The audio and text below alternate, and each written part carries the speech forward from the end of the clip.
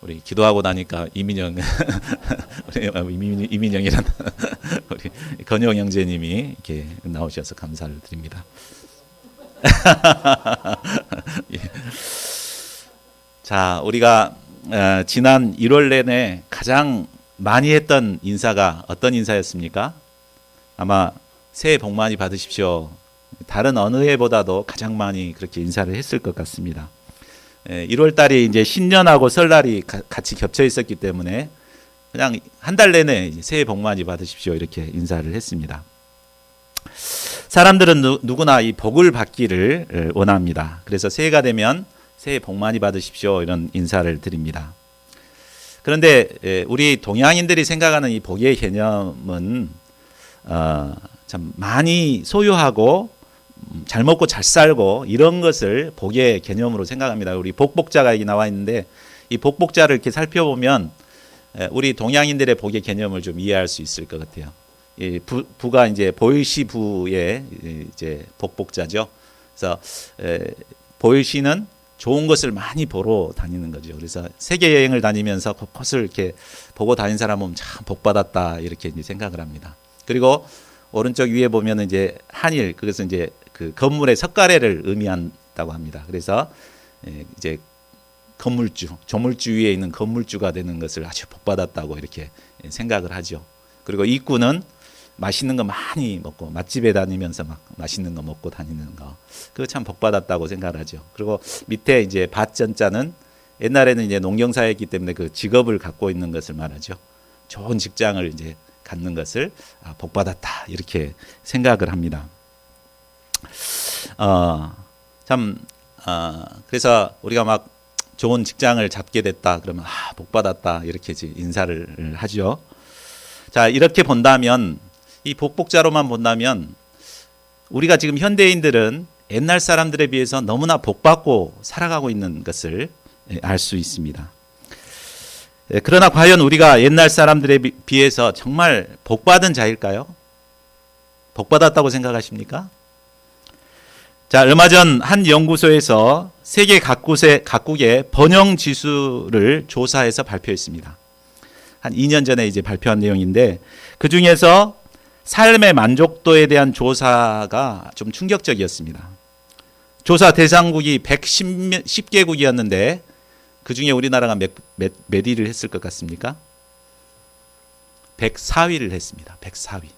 경제적으로는 7위죠. 우리나라가 세계 7위인데 행복지수는 104위였습니다.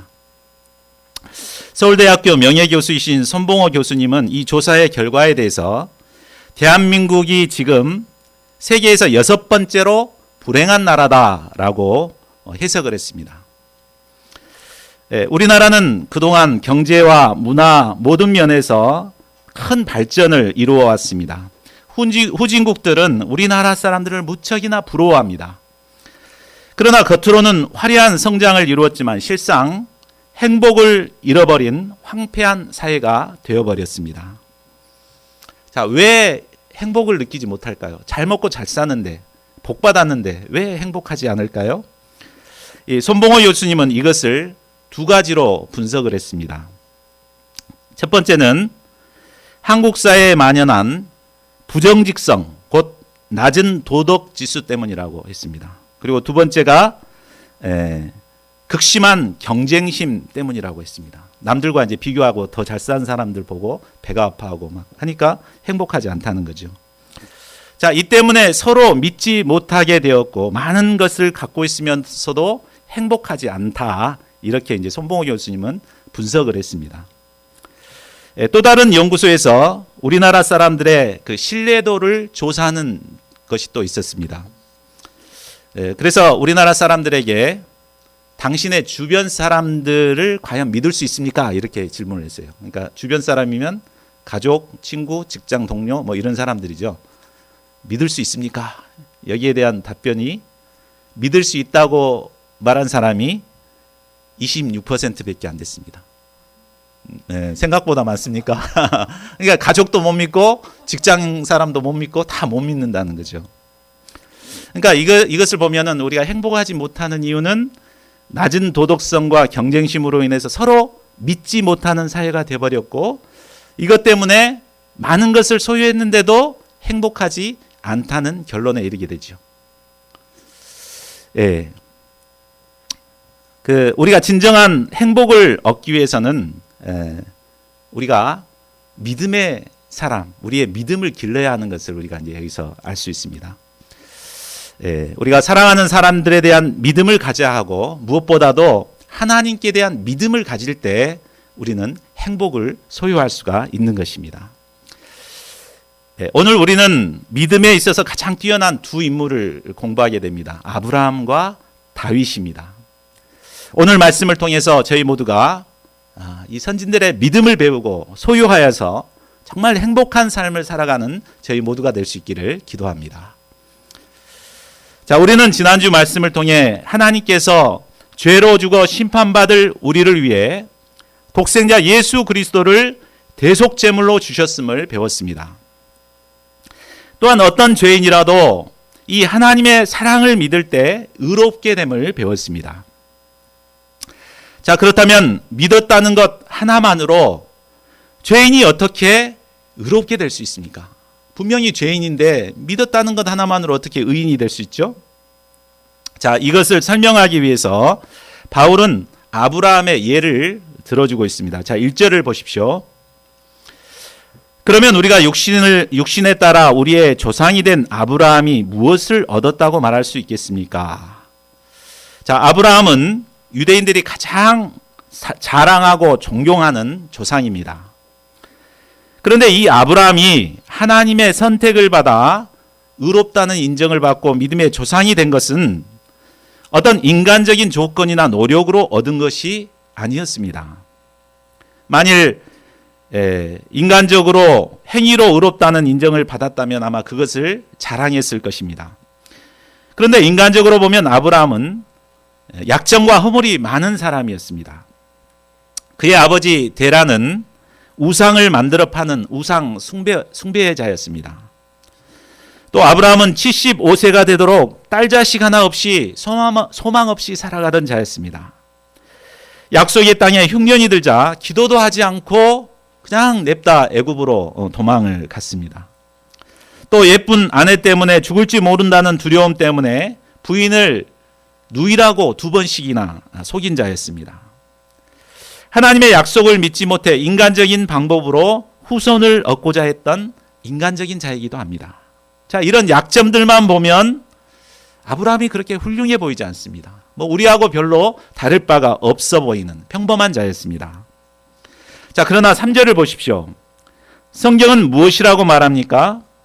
아브라함이 하나님을 믿으니 이것이 그에게 의로 여겨졌다라고 말합니다. 아브라함이 약점과 허물이 많았지만 단 한 가지 훌륭했던 점은 바로 하나님께 대한 믿음을 가졌다는 것입니다. 이 말씀은 창세기 15장 6절을 배경으로 한 말씀입니다. 우리가 이제 창세기를 공부해 보신 분은 알겠지만 아브라함은 하나님의 이제 큰 민족을 이루겠다고 그 부르심에 따라서 이제 고향을 떠나서 이제 가나안에 오게 됐습니다. 그리고 10년 동안 참 어려움들을 다 겪어가면서 이 말씀을 기대하고 이렇게 신앙생활을 했습니다. 근데 10년이 지났는데도 아들은커녕 딸 자식 하나 이제 생기지를 않았습니다. 그는 하나님께 불평하는 마음이 많았습니다. 그리고 이제 자기 집에서 길리운 다메섹 엘리에셀 종을 후계자로 삼고자 했습니다. 그런데 하나님께서는 그에게 나타나서 내 몸에서 날 자가 내 상속자가 되리라 이렇게 약속해 주시고 또 그를 이끌고 바깥으로 나가서 무뼈를 보여주시면서 무뼈를 셀 수 있나 보라. 내 자손이 이와 같으리라 이런 약속을 또 주십니다. 현재 딸 자식 하나 없이 나이는 85세인 늙은 할아버지가 무뼈과 같은 자손을 얻게 된다? 믿을 수 있는 말입니까? 도저히 믿을 수 없는 말입니다. 인간 조건으로는 정말 믿을 수 없는 불가능한 일이었습니다. 그러나 아브라함은 전능하신 하나님의 그 말씀을 믿고 영접했습니다. 그러니까 정말 바랄 수 없는 그런 상황이지만 하나님이 말씀하셨기 때문에 하나님께서 반드시 이루실 것이다. 그걸 믿은 거예요. 그러니까 하나님께서는 바로 이 믿음을 크게 인정하셨습니다.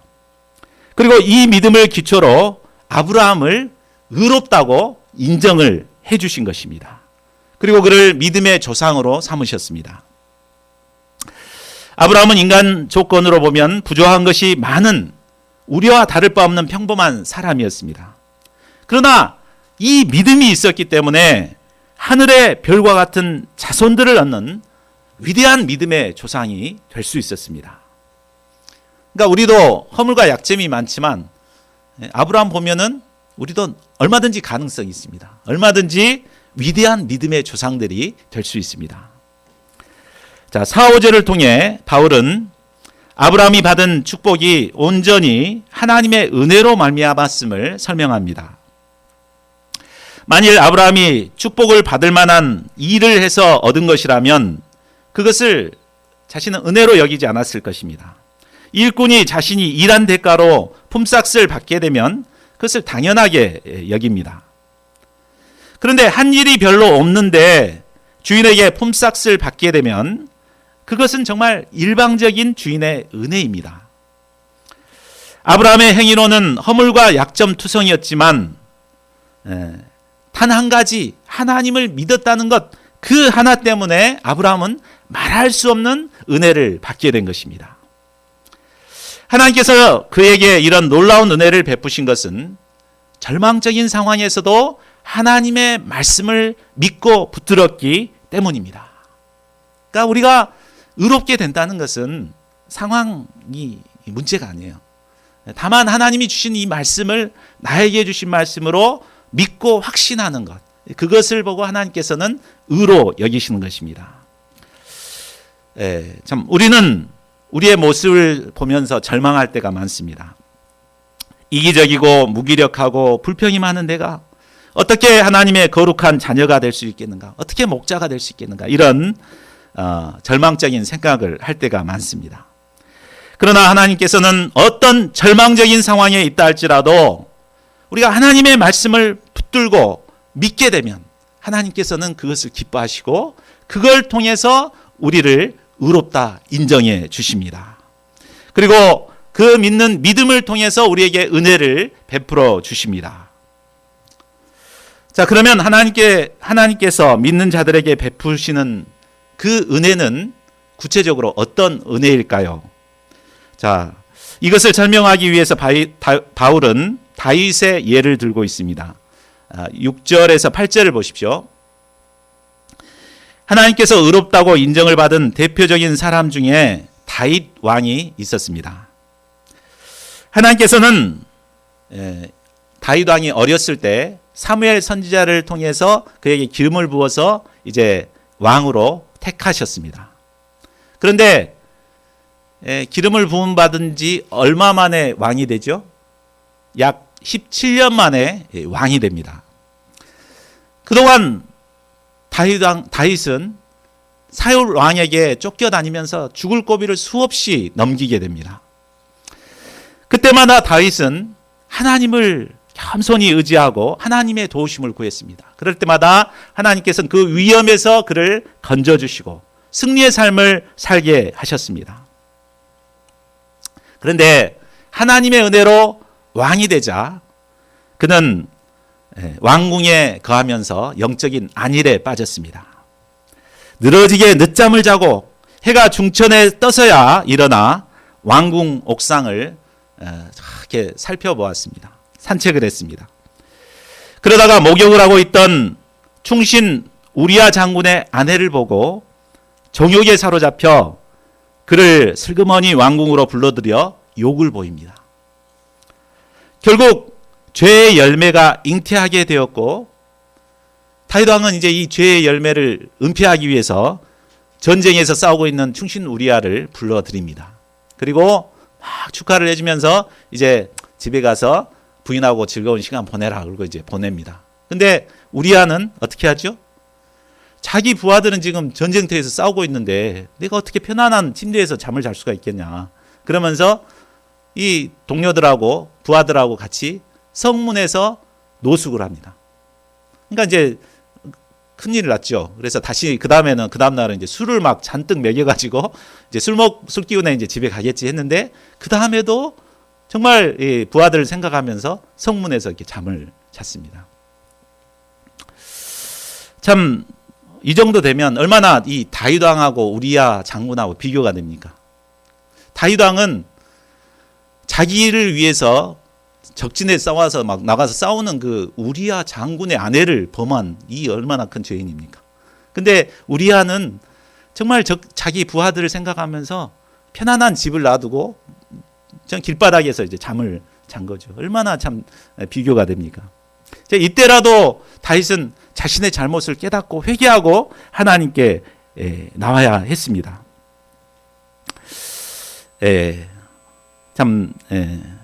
그러나 그는 회개하지 않고 결국 우리야 장군을 최전방 격정지로 내보내서 부하들을 싹 빼버립니다. 그래가지고 혼자 거기서 죽게 살인교사죄를 범하게 됩니다.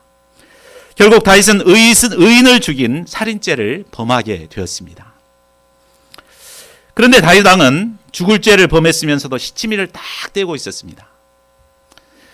하나님께서는 이런 그에게 나단 선지자를 보내서 그의 죄를 적나라하게 드러내고 책망하셨습니다. 나단 선지자를 통해서 책망했을 때 두 가지 반응을 보일 수 있죠. 그렇죠? 첫째 반응은 뭐 그게 뭐 어때서 왕이 그럴 수도 있지. 세상에 그보다 더한 왕들이 얼마나 많은데 뭐 이렇게 막 뻐길 수 있죠. 또 한 가지는 겸손히 자신의 죄를 인정하고 회개하는 것입니다. 대부분의 사람들은 교만해서 자신의 죄를 인정하지 않고 회개하지 않습니다. 그러나 다윗 왕은 자신의 죄를 인정하고 하나님 앞에서 겸손히 회개했습니다. 이것은 정말 쉬운 일이 아닙니다. 그죠? 사람들은 죄를 짓기는 아주 쉽게 짓습니다. 그런데 그 죄를 인정하고 회개한다는 것은 정말 쉽지 않습니다.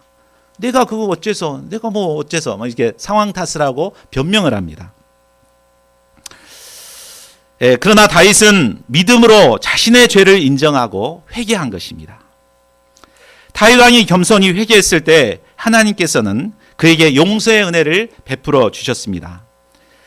7절, 8절 말씀은 그의 이제 고백이죠. 그 사죄의 은혜를 받았을 때의 고백입니다. 우리가 7절, 8절 말씀 한번 같이 읽어볼까요? 자, 시작. 주께서 불법을 용서하시고 죄를 덮어주시는 사람은 복이 있고 주께서 그 죄를 인정치 않으실 사람은 복이 있다. 예.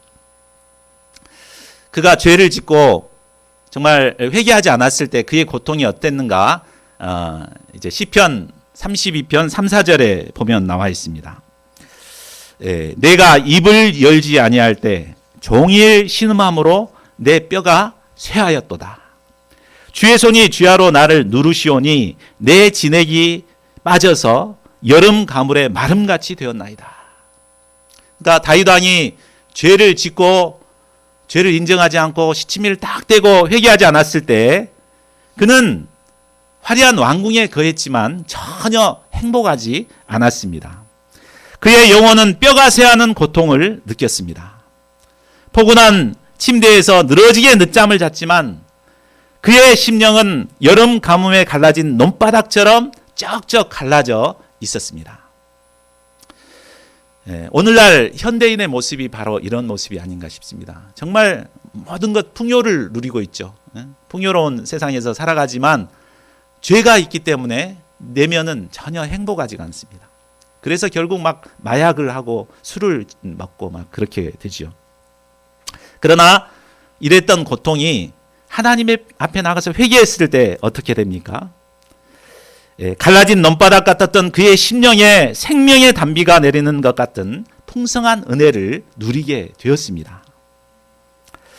사람들은 행복의 조건을 환경이나 소유나 외적인 조건에 있다고 생각합니다. 왕이 되고 백향목 궁에 거하면 부족함 없이 살아가면 행복할 것이라고 생각합니다. 그러나 다윗 왕을 보면 인간의 행복은 결코 소유나 인간 조건에 있지 않다는 것을 깨닫게 됩니다. 우리의 내면을 고통스럽게 만드는 바로 그 죄 문제가 해결될 때 진정한 행복을 느끼게 되는 것입니다. 저희 모두가 다윗 왕처럼 믿음으로 하나님께 나아가 죄사함의 은혜를 누릴 수 있기를 기도합니다. 그리하여 진정 행복한 자들이 행복을 누리는 자들이 될 수 있기를 기도합니다. 자, 그런데 당시 유대인들은 하나님의 축복을 받는 것은 오직 할례와 율법을 가진 자신들만, 유대인들만 얻을 수 있다고 생각하고 있었습니다. 그러나 사도 바울은 할례와 율법을 가지고 있지 않은 이방인들에게도 하나님께서 동일한 은혜를 주신다는 것을 설명합니다. 먼저 할례에 대해서 9절부터 설명하고 있습니다. 바울은 하나님의 축복이 할례를 받지 않은 사람에게도 일어난다는 것을 설명하기 위해서 아브라함이 하나님을 믿으니 이것이 그에게 의로 여겨졌다는 말씀을 다시 인용하고 있습니다. 자, 앞서 말했듯이 하나님께서 의를 인정한 것은 아브라함이 신앙생활 출발한 지 10년 뒤인 85세였죠. 네. 근데 이 할례를 제도를 만들고 시행하도록 한 것은 그 뒤 14년이 지난 뒤에 하셨습니다. 그러므로 하나님께서 아브라함을 의로 여기신 것은 할례와는 전혀 상관없는 것임을 말해줍니다. 11절을 보십시오. 하나님께서 아브라함에게 할례를 행하게 한 것은 믿음의 의를 확증하는 표식으로서 한 것입니다. 이것은 우리가 이제 세례받는 세례 의식과도 같습니다. 우리가 예수 그리스도를 그리스도로 영접하고 또 예수님께서 십자가를 나를 위해서 죽으셨다는 십자가의 복음과 부활의 복음을 영접하게 되면 그때 하나님께서 구원해 주시고 또 의롭다 해 주시죠. 세례와는 상관이 없습니다. 그리고 세례는 그것을 확증시켜주는 의식일 뿐입니다. 우리는 세례 받으면 구원 받는 걸로 오해하기가 쉽습니다. 근데 그건 전혀 상관이 없음을 말해주고 있습니다. 12절을 보십시오.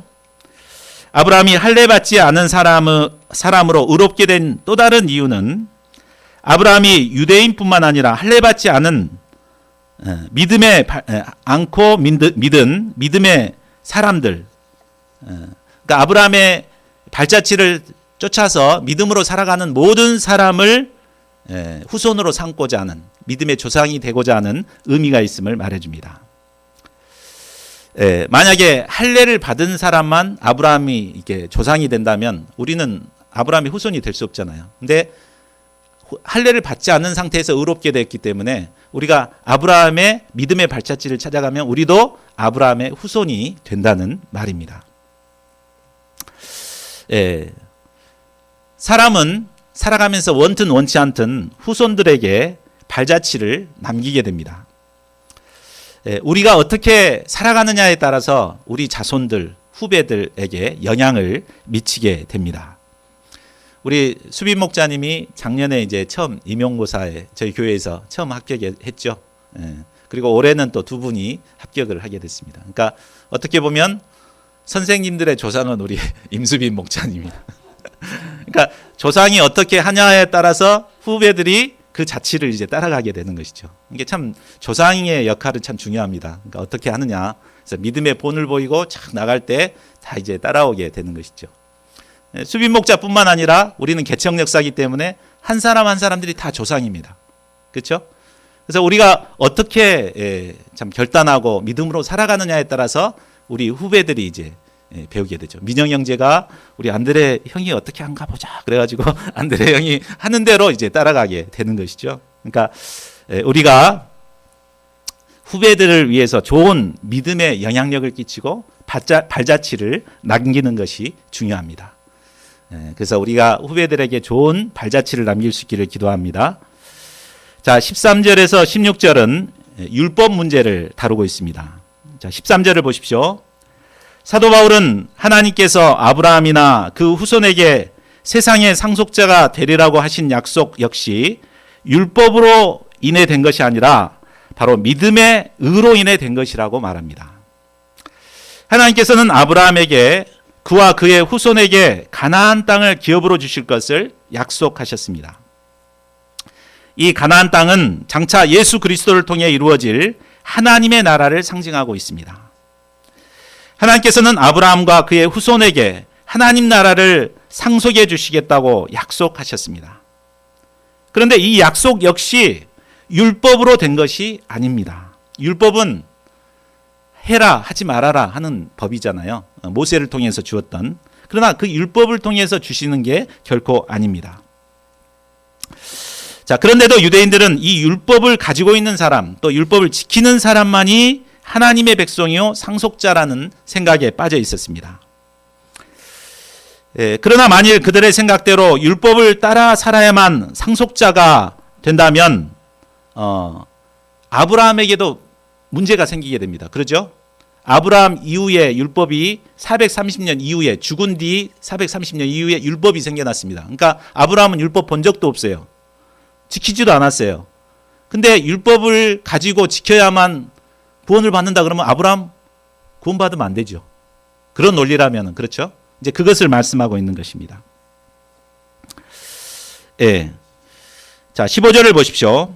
사도 바울은 율법이 약속의 기준이 될 수 없다는 것을 이제 설명하고자 합니다. 그것은 율법은 단지 죄를 죄로 드러내는 역할을 할 뿐이지 그것이 구원에 영향을 미치지는 않는다는 것입니다.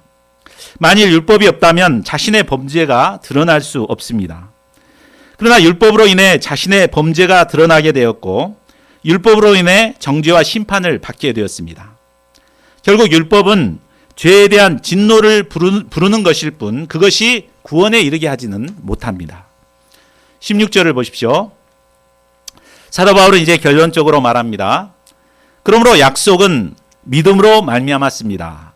오직 믿음으로 의롭다함을 얻고 오직 믿음으로 하나님 나라의 상속자가 될 수 있습니다. 아브라함이 믿음으로 하나님의 약속을 받았기 때문에 우리도 믿음으로 약속을 받을 수 있습니다. 그러므로 아브라함은 유대인들의 조상일 뿐만 아니라 모든 믿는 자들의 조상이 되었습니다. 17절을 보십시오. 만일 하나님께서 아브라함을 유대인들만의 조상으로 삼으시고자 했다면 하나님께서 아브라함을 너를 한 민족의 조상으로 세웠다 이렇게 약속하셨을 것입니다. 그런데 하나님께서는 아브라함을 많은 민족의 조상으로 세웠다. 열국의 아비가 되라 이렇게 하셨습니다. 그러니까 아브라함은 유대인들뿐만 아니라 우리가 믿는 모든 우리의 조상이 되는 것입니다. 자, 그러면 아브라함이 믿었던 믿음은 구체적으로 어떤 믿음입니까? 또 우리가 아브라함을 통해서 본받아야 될 믿음이 구체적으로 어떤 것입니까? 첫째는 아브라함은 죽은 사람을 살리는 하나님을 믿었습니다. 아브라함은 그가 믿은 하나님 곧 죽은 사람을 살리시며 라고 합니다. 사람들은 죽음이 모든 것의 끝이라고 생각합니다. 그래서 정말 힘들고 살아갈 소망이 없으면 자살을 선택합니다. 죽으면 다 끝나겠지 이렇게 자살을 합니다. 그러나 죽음은 끝이 아닙니다. 하나님은 죽은 자를 살리시는 하나님입니다. 하나님의 약속을 믿고 이 땅에서 믿음으로 살았던 사람은 영원한 생명을 얻어 하나님 나라를 상속받는 부활을 주십니다. 반면에 믿음 없이 죄악 가운데 살았던 사람은 심판의 부활로 영원한 형벌을 받게 됩니다. 죽음으로 끝나버린다면 죽음으로 그냥 싹 지워버리고 없어져 버리면 되죠. 근데 죽은 뒤에는 하나님이 죽은 자들을 다 살리시고 심판하십니다. 우리가 죽은 사람을 살리시는 이 부활의 하나님을 믿을 때 우리는 함부로 살아갈 수가 없습니다. 또한 우리에게 부활 신앙이 있을 때 우리는 어떤 힘든 상황에서도 그 상황을 도전하여 뛰어넘는 부활의 능력을 던지게 됩니다. 아브라함은 부활의 하나님을 믿었기 때문에 모든 힘든 어려움들을 이겨나갈 수가 있었습니다. 심지어 자기 생명보다도 소중한 독자 이삭까지도 말씀에 순종하여 아낌없이 하나님께 드릴 수 있는 순종의 사람이었습니다. 자, 둘째로 아브라함은 없는 것을 있는 것 같이 부르시는 하나님을 믿었습니다. 사도 바울은 아브라함이 믿었던 하나님은 없는 것을 있는 것 같이 부르시는 하나님이라고 말합니다. 여기서 없는 것, 있는 것은 모두 현재형으로 쓰여 있습니다. 현재 분명히 존재하지 않지만 또 현재 분명히 있는 것 같이 부르시는 하나님이시라는 말입니다. 우리 인간은 연약하고 또 능력이 없기 때문에 현재 없는 것을 있는 것처럼 부를 수 없습니다. 물론 그런 사람들이 있죠. 어떤 사람들이 그렇습니까? 사기꾼들이나 이단 교주들이나 이런 사람들은 없는 것을 있는 것처럼 막 부르죠. 근데 있는 것이 현실로 나타나지는 않습니다. 그런데 하나님께서는 현재 없지만 분명히 있을 것을 현재 있는 것처럼 부르십니다. 아브라함은 이 하나님을 굳게 믿었습니다. 딸 자식 하나 없었지만 하늘의 별과 같고 바다의 모래와 같은 후손을 주시겠다고 하신 이 하나님의 약속을 현재 주실 것으로 믿고 확신했습니다. 그런데 이런 그도 연약한 인간이기 때문에 불가능해 보이는 상황 앞에서 잠시 불신에 빠질 때가 있었습니다. 19절을 보십시오. 아브라함은 100세나 되어 이미 자기 몸이 죽은 것 같고 또 사라의 태가 죽은 것 같음을 알았습니다. 이런 상황을 보면 도저히 믿음을 갖기가 어렵습니다. 그러나 그는 그런 상황에서도 믿음이 약해지지 않았습니다. 하나님이 약속하셨던 말씀을 믿고 의심하지 않았습니다. 이때 믿음대로 사라의 마른 태에서 이삭이 태어나게 되었습니다. 이를 통해 하나님께 영광을 돌릴 수 있었습니다.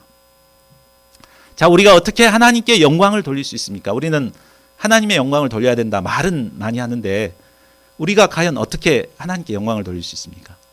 그것은 절망적인 상황에서 하나님을 믿음으로 도전하여 승리할 때 하나님의 영광이 드러나는 것입니다. 내가 노력해서 얼마든지 노력해서 이루었다? 이것은 하나님의 영광이 전혀 드러나지 않죠. 그죠? 뭐 내가 잘해서 된 것인데 뭐 하나님께 감사할 필요도 없고 하나님의 영광이 드러날 필요도 없습니다. 그러나 정말 내가 부족한 점이 많은데 정말 내가 지금 이 상황에서 어려워서 도저히 내가 할 수 있을까 막 의심도 들고 하지만 그러나 하나님의 도우심을 구하고 하나님께 기도하고 했을 때 하나님께서 그 어려운 상황을 이기게 해주셨다. 그래서 그 상황을 통해서 하나님의 영광이 드러나는 것이죠. 할렐루야, 하나님 감사합니다. 이런 감사가 나오게 되는 것입니다. 그러므로 믿음의 사람은 어려운 상황을 보는 것이 아니라 하나님께 집중해야 합니다. 어려운 상황이 닥치면 닥칠수록 우리가 칠흑같이 어두운 곳에서의 빛은 더욱 아름답게 발하지 않습니까? 내가 당하는 상황이 어려우면 어려울수록 그것을 통해서 드러날 하나님의 영광은 큰 것이에요. 그러니까 내가 정말 왜 이럴까? 나만 왜 이런 어려움이 닥칠까? 나에게는 왜 이럴까? 남들은 잘 나가는 것 같은데 나는 왜 이렇게 불행할까? 우리가 이렇게 생각하면서 늘 어둠에 사로잡히기 쉬운데 이런 절망적인 상황에서 우리가 하나님을 믿고 승리를 하게 되면 이것을 통해서 하나님의 영광이 크게 드러나게 되는 것입니다. 밤하늘이 어두우면 어두울수록 별빛이 더욱 찬연하게 빛나게 됩니다. 이와 마찬가지로 우리가 겪는 상황이 어려울수록 우리의 믿음은 더욱 견고해지고 하나님의 영광이 드러나게 될 것입니다. 저희 모두가 믿음으로 힘든 상황에 도전하여 하나님의 영광을 드러내는 자들이 될 수 있기를 기도합니다. 자, 23절을 보십시오. 아브라함의 믿음이 그에게 의로 여겨졌다고 성경에 기록된 것은 비단 아브라함만 위한 것이 아닙니다. 아브라함과 똑같이 의롭다함을 받게 될 우리를 위한 것입니다. 자, 그러면 우리가 믿어야 할 믿음은 어떤 믿음입니까? 우리 24절 하반절과 25절을 우리 같이 읽어보겠습니다. 자, 시작. 곧 우리 주 예수를 죽은 사람 가운데 살리신 분을 믿는 우리도 위한 것입니다. 예수께서는 우리의 범죄를 인하여 죽음에 넘겨주셨고 우리의 의를 위해 살리심을 받았습니다. 그러니까 우리가 믿어야 할 믿음은 첫째로 예수님께서는 우리가 범한 죄로 인해 죽음에 넘겨졌다는 사실을 믿어야 합니다. 이것이 바로 십자가의 복음입니다. 둘째로 우리를 위해 죽으신 예수님을 하나님께서 살리셨다는 부활의 복음을 믿는 것입니다. 십자가와 부활의 복음을 믿을 때 하나님께서는 우리를 아브라함처럼 의롭다고 인정을 해 주십니다. 저희 모두가 십자가와 부활의 복음을 믿음으로 하나님께 의롭다고 인정을 받는 자들이 될 수 있기를 기도합니다. 자, 결론을 맺겠습니다. 오늘 우리는 하나님의 축복을 받고 행복한 삶을 살기 위해서 필요한 것이 무엇인가를 배웠습니다. 그것은 세상 사람들이 생각하는 것처럼 또 복복자에 나타난 것처럼 많은 소유를 얻거나 원하는 것을 얻는 것이 아니었습니다. 다윗 왕은 화려한 왕궁에서 모든 것을 얻었지만 죄로 인해 고통 속에 살아갈 수밖에 없었습니다. 그러나 자신의 죄를 깨닫고 믿음으로 하나님께 나아가 회개하였을 때 죄사함의 은혜를 누릴 수 있었습니다. 아브라함도 늙고 소망 없는 약점들이 많은 자였지만 믿음으로 하나님께 의롭다는 인정을 받게 되었고 하나님 나라의 상속자요 모든 민족의 조상이 되었습니다. 진정한 행복을 얻기 위해서는 우리 자신이 바로 믿음의 사람이 되어야 합니다. 믿음의 최고의 가치를 두고 살아야 합니다. 아브라함과 다윗의 믿음을 본받아 믿음의 삶을 살아가게 될 때 우리는 선진들이 누렸던 이런 축복을 누리며 행복한 삶을 살아갈 수 있습니다. 저희 모두가 믿음의 사람들이 되어 행복한 삶을 살아가는 진정으로 복받은 자들이 될 수 있기를 기도합니다. 요절 말씀 읽고 우리 같이 기도하는 시간 갖겠습니다. 로마서 4장 7절 8절 시작. 주께서 불법을 용서하시고 죄를 덮어주시는 사람은 복이 있고 주께서 그 죄를 인정치 않으실 사람은 복이 있다.